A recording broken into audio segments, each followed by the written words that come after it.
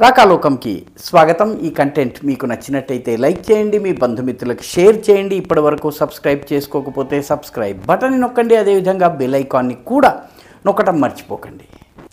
మిత్రులారా, కొద్ది నెలల క్రితం ఉత్తరప్రదేశ్లోని హథరస్లో ఒక దళిత బాలిక పైన అత్యాచారం జరిగిందన్నటువంటి వార్త వచ్చింది. వార్త రాగానే దేశంలో ఉన్నటువంటి విపక్ష పార్టీల నాయకులందరూ హైపర్ యాక్టివ్ మోడ్లోకి వెళ్ళి హథరస్లో ప్రదర్శనలు నిర్వహించి ఆ బాలికను, ఆమె కుటుంబ సభ్యుల్ని ఓదార్చి ఆమెను హక్కున చేర్చుకుని మీకు అండగా మేము ఉంటామని చెప్పి ప్రకటనలు గుప్పించి ఉద్యమాలు చేసి మొత్తం మీద చాలా హడావిడి చేశారు. పత్రికలు కూడాను వీళ్ళ విజిట్స్కి, వీళ్ళ సందర్శనలకి, వీళ్ళ ఓదార్పులకి వీలైనంత ప్రచారం ఇచ్చాయి.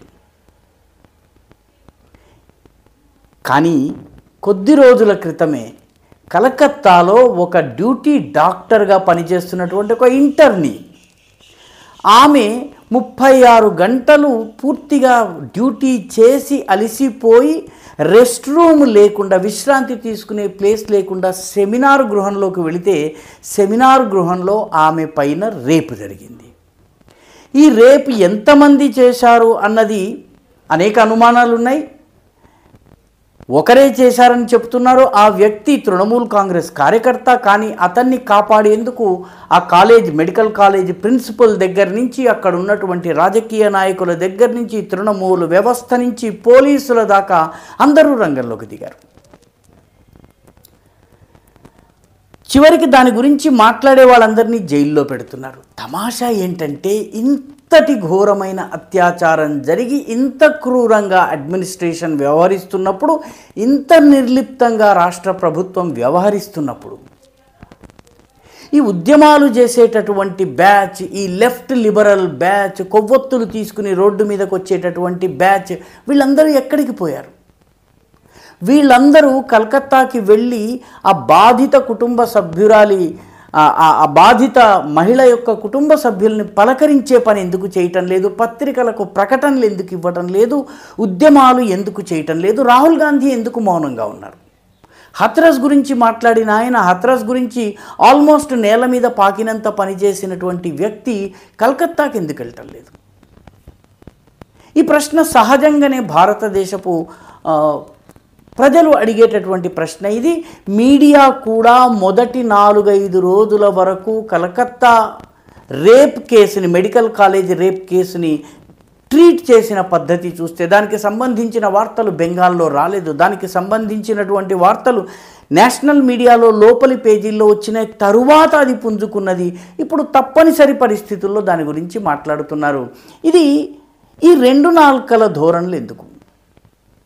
బహుశా చాలామందికి గుర్తుండదు, కొన్ని సంవత్సరాల క్రితము కఠువాలో ఒక బాలిక రేపుకి, హత్యకి గురైనప్పుడు దేశవ్యాప్తంగా మీడియా గగ్గోలు పెట్టింది, హడావిడి చేసింది, ఊరూరా ఊరేగింపులు తీసింది. కొన్ని నెలల పాటు అదొక మెయిన్ ఇష్యూగా వార్తల్లో ఉండేలాగా చేసింది. నిజంగా ఇది కిరాతకం. ఆ రకంగా జరగకూడదు.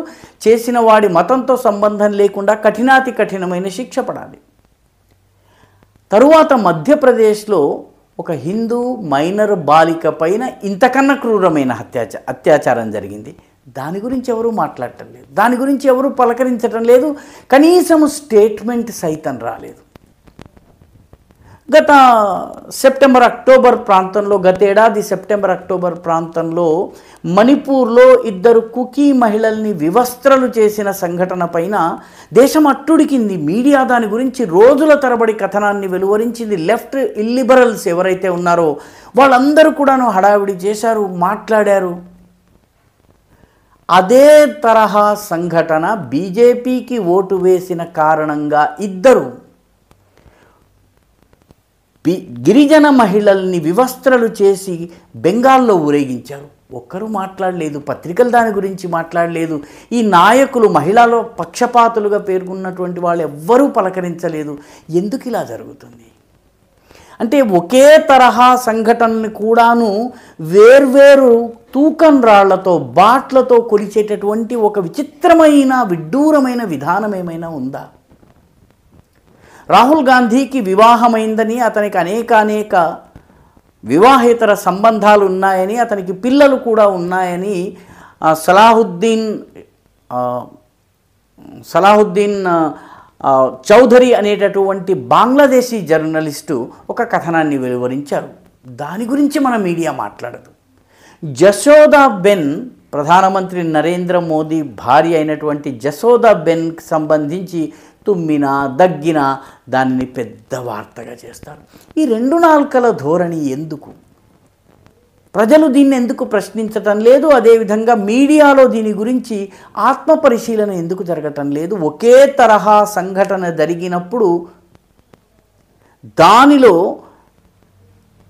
బీజేపీ లేదా జాతీయవాదానికి, రాష్ట్రీయ తత్వానికి, దేశభక్తితో ముడిపడ్డ వాళ్ళకి వ్యతిరేకంగా ఉన్న వాళ్ళని మీడియా ఆకాశానికి ఎందుకు ఎత్తుతోంది? మిగతా వాళ్ళను ఎందుకు దించుతోంది? దీనిపైన ప్రజలు ప్రశ్నించాల్సినటువంటి అవసరం ఉంది, చర్చించాల్సినటువంటి అవసరం ఉంది. మీడియాను మెయిన్ స్ట్రీమ్ మీడియాగా చలామణి అవుతున్న దాన్ని నిలదీయాల్సినటువంటి అవసరం కూడా ఉంది. ఈ వీడియో మీకు నచ్చినట్టయితే లైక్ చేయండి, షేర్ చేయండి, ఈ ఛానల్కు సబ్స్క్రైబ్ చేయండి. మీ అభిప్రాయాన్ని కమెంట్ల రూపంలో తప్పనిసరిగా పంపించండి.